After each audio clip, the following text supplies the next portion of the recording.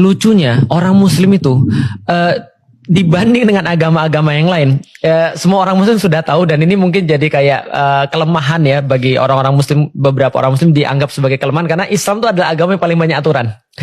Dan itu seringkali dipertanyakan oleh banyak orang. Bapak aku pernah nanya, kalau jadi Islam coba lihat, kamu yakin nggak kamu bisa melaksanakan semua itu? Sholat harus 5 kali sehari, setahun sekali, minimal sebulan berpuasa dan segala macam.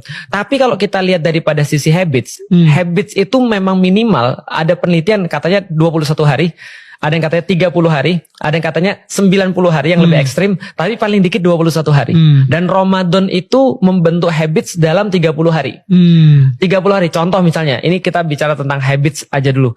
Orang-orang muslim yang nontonin pasti sadar, bahwasanya ketika mereka mulai Ramadan, walaupun mereka bukan orang yang sangat soleh dan berpuasa setiap waktunya, tapi ketika mereka masuk ke bulan Ramadan dan itu adalah sebuah kewajiban pada mereka harus puasa di 1 bulan penuh. Dan kalau mereka menjalani itu di hari pertama Idul Fitri dan mereka disuruh sarapan, mereka akan merasa awkward.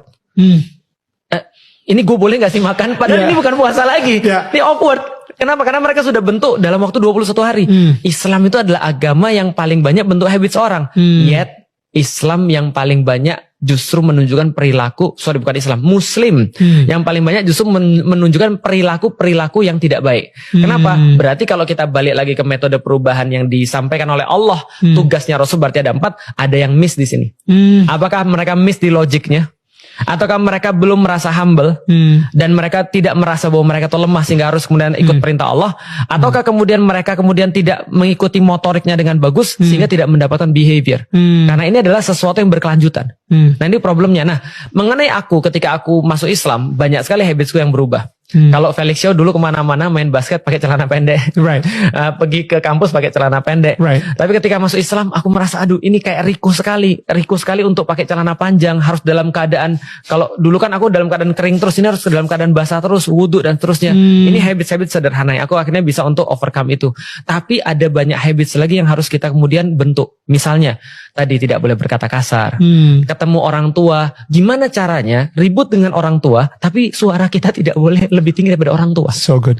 Ini adalah habits yang lain harus kita bentuk. Gimana caranya, walaupun orang tua itu kita kesal sekali dengan dia, tapi kita harus tetap hormat. Kita bahkan bukan hanya hormat, bahasa Al-Quran itu adalah, Al-Quran mengambil dalam bahasa Indonesia gini, jangan mengepakkan sayapmu di depan orang tua. Secara perilaku sangat besar sekali. Karena habits kecil ini, tadi yang Mas Dhani bilang, akan membentuk sebuah karakter. Dan karakter ini yang orang lihat. Orang gak mau lihat teori Islam. Orang gak mau lihat teori Muslim. Idealnya kayak apa? Yang mereka lihat karakter lu. Karakter Muslim. Itu so yang good. kemudian harusnya mempengaruhi. Dan kita bisa lihat itu di masa lalu sayangnya. Di masa lalu. Oke. Maksudnya sekarang apa? agak sulit. Makanya setiap kali ada orang, kemarin ada orang baru masuk Islam, dan pesanku, setiap orang yang masuk Islam, aku pesan gini, jangan masuk Islam karena orang Muslim ya. Dan jangan lihat orang Muslim ya ketika sudah Islam. Karena kalau kamu lihat orang Muslim, nanti kamu keluar lagi ya. Gitu. Karena aku juga akan gitu. Kalau aku lihat orang Muslim, aku akan keluar lagi dari agama Islam.